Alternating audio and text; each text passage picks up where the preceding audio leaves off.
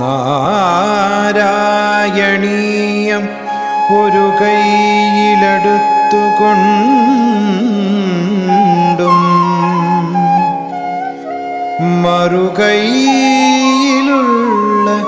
നറുവെണ്ണ നുകർന്നുകൊണ്ടും തന്നാശ്രിതർക്ക് തുണയായി വിളങ്ങിടുന്ന നാരായണീയ ഗുരുവായൂരപ്പ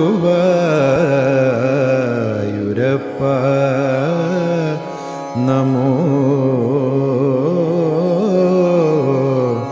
നമസ്തേ.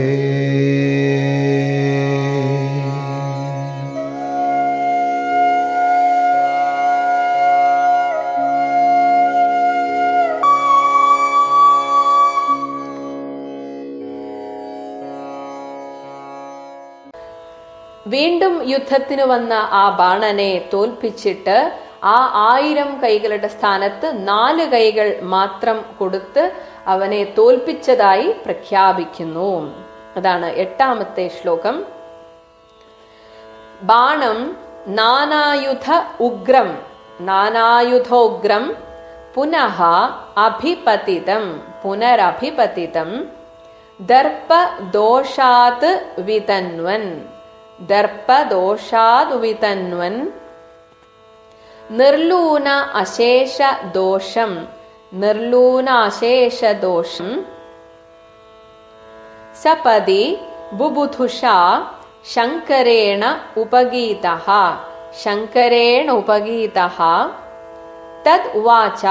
തദ്വാച ശിഷ്ടബാഹു ദ്യുതയം ഉഭയതഃ ശിഷ്ടബാഹുദ്യുതയമുഭയതോ നിർഭയം തത്പ്രിയം തം മുക്ത്വാ തത് ദത്തമാനഃ തദ്ദത്തമാനോ നിജപുരം അഗമഃ നിജപുരമഗമഃ സ അനിരുദ്ധഃ സഹ ഉഷഃ സ അനിരുദ്ധ സഹോഷഃ. ദർപ്പദോഷാത് എത്രയായിട്ടും ആ അഹങ്കാരം നശിക്കാത്തതിനാൽ തോറ്റോടിയിട്ടും വീണ്ടും വീണ്ടും വരികയാണ്. അതാണ് ദർപ്പദോഷാത്. അഹങ്കാരം അത്ര അധികമായതിനാൽ പുനഃ അഭിപതിതം വീണ്ടും ഭഗവാനോട് എതിർത്ത് വന്നവനും നാനായുധം പലവിധത്തിലുള്ള ഉഗ്രം ബാണം ഉഗ്രമായിട്ടുള്ള നാനാ ആയുധങ്ങളോടുകൂടിയവനും ഉഗ്രൻ ഉഗ്രം എന്ന് വെച്ചാൽ ഭയങ്കരനുമായിട്ടുള്ള ആ ബാണാസുരനെ നിർലൂന അശേഷ ദോഷം അവന്റെ എല്ലാ ദോഷങ്ങളെയും, അതായത് ആ 1000 കൈകളുണ്ട് എന്നതായിരുന്നു അവന്റെ ബലം. അപ്പൊ അതുകൊണ്ട് തന്നെ ആ 1000 കൈകൾ ഓരോന്നോരോന്നായിട്ട് മുറിച്ചു മാറ്റി അങ്ങനെ അവന്റെ ഓരോ ദോഷങ്ങളായിട്ട് നിർലൂനം അതിനെയൊക്കെ ഇല്ലാണ്ടാക്കിയപ്പോൾ വിതന്വൻ അങ്ങനെ ആക്കിത്തീർത്തിട്ട് സപതി പെട്ടെന്ന് തന്നെ ബുബുധുഷ ബോധം വന്ന, കാരണം ഇനിയും അവന്റെ കൈകൾ വെട്ടിയാൽ ആ ബാണാസുരൻ വധിക്കപ്പെടും എന്ന് ഓർത്തപ്പോൾ തന്റെ ഭക്തൻ വധിക്കപ്പെടുന്നത് സഹിക്കാൻ വയ്യാത്ത ആ പരമേശ്വരൻ, അതാണ് ബുബുധുഷ ശങ്കരേണ, പെട്ടെന്ന് ബോധം വന്ന ആ ശങ്കരനാൽ ശിവനാൽ ഉപഗീത ഭഗവാൻ സ്തുതിക്കപ്പെട്ടു. അപ്പൊ ഭഗവാനോട് പറഞ്ഞു അവനെ വധിക്കരുത്, വേറെ എന്തെങ്കിലും ഒരു ശിക്ഷ കൊടുത്ത് അവനെ വിട്ടയക്കണം എന്ന് പറഞ്ഞു. അങ്ങനെ തദ് വാച ആ ശിവന്റെ അപേക്ഷ അനുസരിച്ച് ഉഭയദഃ 2 ഭാഗത്തും, അതായത് 2 കൈകളിൽ 2 ഭാഗത്തായിട്ട് ശിഷ്ടബാഹുദ്യുതയം, ആ ഒരു ഭാഗത്ത് 2 കൈകളും ഒരു ഭാഗത്ത് 2 കൈകളും, അങ്ങനെ മൊത്തം 4 കൈകൾ മാത്രമാക്കിയിട്ട് അവനെ വെറുതെ വിടണം എന്ന് പറഞ്ഞു. അങ്ങനെ തത് പ്രിയം ആ ശിവന് പ്രിയപ്പെട്ടവനായിട്ടുള്ള ആ ഭക്തനെ തം ആ ബാണാസുരനെ നിർഭയം അവനെ ഭയം ഇല്ലാത്തവനാക്കിയിട്ട് മുക്ത്വ അവനെ വെറുതെ വിട്ടു.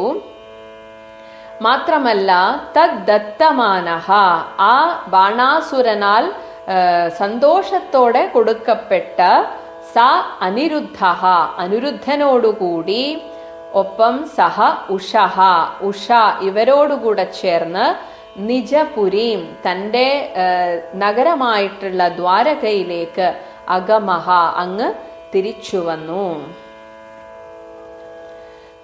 അപ്പോൾ എത്രയൊക്കെ തോറ്റോടിയിട്ടും അഹങ്കാരം നശിക്കാത്ത ആ ബാണാസുരൻ വീണ്ടും വീണ്ടും ഭഗവാനോട് യുദ്ധത്തിന് വന്നു.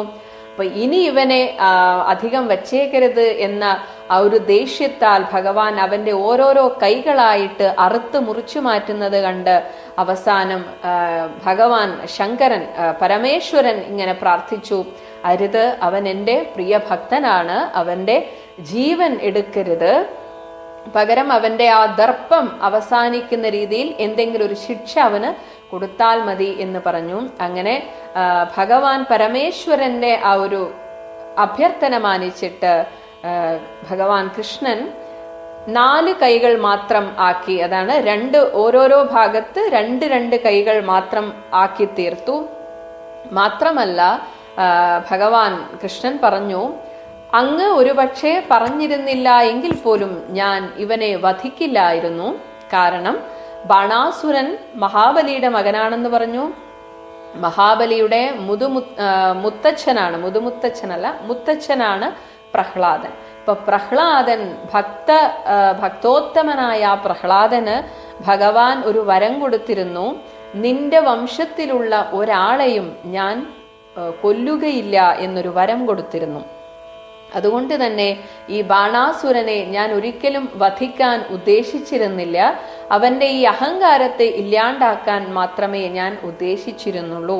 അപ്പൊ ഇങ്ങനെയുള്ള ഭഗവാന്റെ വാക്ക് കേട്ടത് കൊണ്ടാണ് ആ ബാണാസുരൻ നിർഭയനായത്. കാരണം ഇനി എന്തായാലും തന്നെ വധിക്കില്ല എന്ന് ബാണാസുരന് ബോധ്യമായി.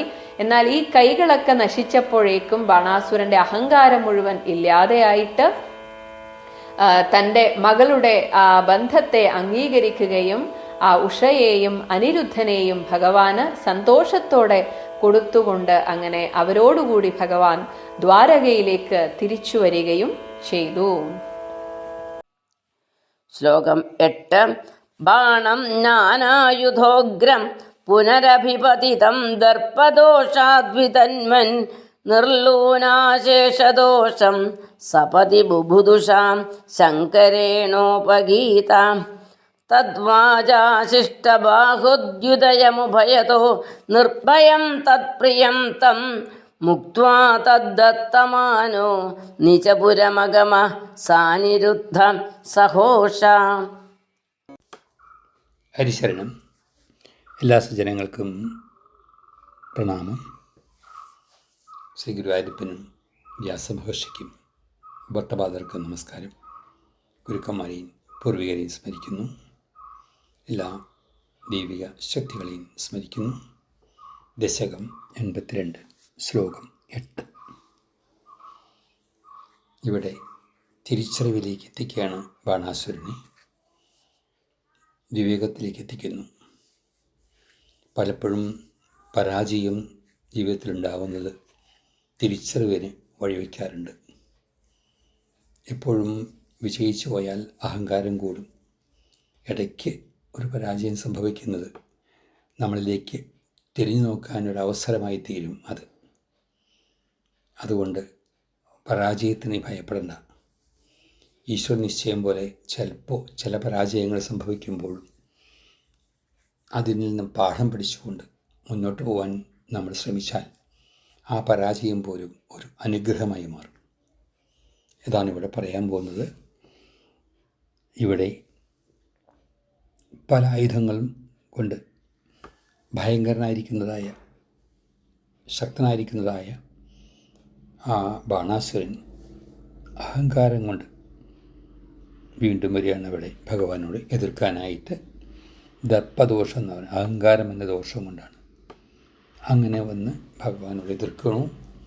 ആ എതിർക്കുന്ന സമയത്ത് പുനരഭിപതിതം, വീണ്ടും ഒരിക്കൽ തോറ്റ് തിരിച്ചു പോയതാണ്. ആ സമയത്ത് വീണ്ടും വരുമ്പോൾ ഭഗവാൻ ബാണങ്ങളെ കൊണ്ട് വീണ്ടും ബാണാസുരനെ പരാജയപ്പെടുത്തുക മാത്രമല്ല അവനിലുള്ളതായ എല്ലാ ദോഷങ്ങളും, ശിവഭക്തനാണ്, തൻ്റെയും ഭക്തനാണ്, കളയാനായിക്കൊണ്ട് എല്ലാ കൈകളും ഛേദിച്ചു എന്ന് വേണം വ്യാഖ്യാനിക്കാനായിട്ട്. അതോടുകൂടി തന്നെ എല്ലാ ദോഷങ്ങളും ഇല്ലാതായി അവന്. ആ സമയത്ത് പെട്ടെന്ന് തന്നെ ആ ബോധം വന്നവനായിട്ടുള്ളതായ ബാണാസുരൻ വലിയ തിരിച്ചറിവിലേക്ക് എത്തുകയാണ്. തൻ്റെ പ്രിയനായിരിക്കുന്ന മഹാദേവനും മുന്നിൽ കാണുന്ന ശ്രീകൃഷ്ണനും ഒന്നു തന്നെയാണെന്ന് ഉള്ള തിരിച്ചറിവിലേക്കെത്തി. അതുമാത്രമല്ല, ബാണാസുരൻ്റെ മുമ്പിൽ വെച്ച് തന്നെ മഹാദേവൻ ഭഗവാനെ സ്തുതിക്കുന്നുണ്ട്. തൻ്റെ മോചനവും ഈ അവസ്ഥയിൽ നിന്നുള്ള മോചനവും ബാണാസുരൻ്റെ ഉദ്ധാരണവും ഒരേ സമയത്ത് നടക്കുന്നു അവിടെ. ആ സ്തുതി കേട്ടു. അങ്ങനെ ബാണാസുരനും പ്രിയപ്പെട്ടവനായി തീർന്നു ശ്രീകൃഷ്ണ ഭഗവാൻ. അതുകൊണ്ട് ശ്രീ മഹാദേവൻ്റെ വാക്കുകളെ മാനിച്ചുകൊണ്ട് തന്നെ ബാണാസുരന് രണ്ട് വശത്തും രണ്ട് കൈകൾ കൂടി കൊടുത്തു. ഈ 2 കൈകൾ കൊടുത്തു. 4 കൈകളായി 996 കൈകളും ഇല്ലാതാക്കി 4 കൈകൾ ബാക്കി വെച്ചു എന്ന് വേണമെങ്കിൽ പറയാം. അങ്ങനെ കൈകളില്ലാണ്ട് പറ്റില്ലല്ലോ. അപ്പം എന്തു വന്നു? നന്മയുടെ 4 കൈകൾ, തിന്മയുടെ കൈകളൊക്കെ അറുത്ത് കളഞ്ഞ് നന്മയുടെ കൈകൾ കൊടുത്തു ബാണാസുരന് ശിഷ്ടജീവിതം നന്നായിരിക്കാൻ വേണ്ടിയിട്ട്. അങ്ങനെ വധിക്കുകയല്ലാണ്ടായത്, ഉദ്ധരിക്കുകയുണ്ടായത്. ഇവിടെ ഇതൊക്കെ ഭഗവാന്റെ ലീലകളിലെ പ്രധാന ചർച്ചാ വിഷയമാണ് വാസ്തവത്തിൽ. അത് കഴിഞ്ഞ് ബാണാസുരൻ നമസ്കരിച്ചു ശ്രീകൃഷ്ണ ഭഗവാനെ. വളരെ ബഹുമാനത്തോടും സന്തോഷത്തോടും കൂടിയിട്ട് അനിരുദ്ധനെയും ഉഷയെയും സമർപ്പിച്ചു ഭഗവാന്. അവരെ സ്വീകരിച്ചുകൊണ്ട് അവരോട് കൂടിയിട്ട് ഭഗവാൻ ദ്വാരകപുരിക്ക് തിരിച്ചെഴുന്നള്ളി എന്ന് പറയാണ് ഇവിടെ. ഇതൊക്കെ നമുക്ക് മനസ്സിലാക്കാൻ ഉള്ളതാണ് വാസ്തവത്തിൽ. അതായത് ശിവഭക്തനാണെങ്കിലും അഹങ്കാരിയായിരുന്നപ്പോൾ അതൊക്കെ തീർക്കാൻ ഭഗവാൻ തന്നെയാണ് വന്നത് ഇവിടെ.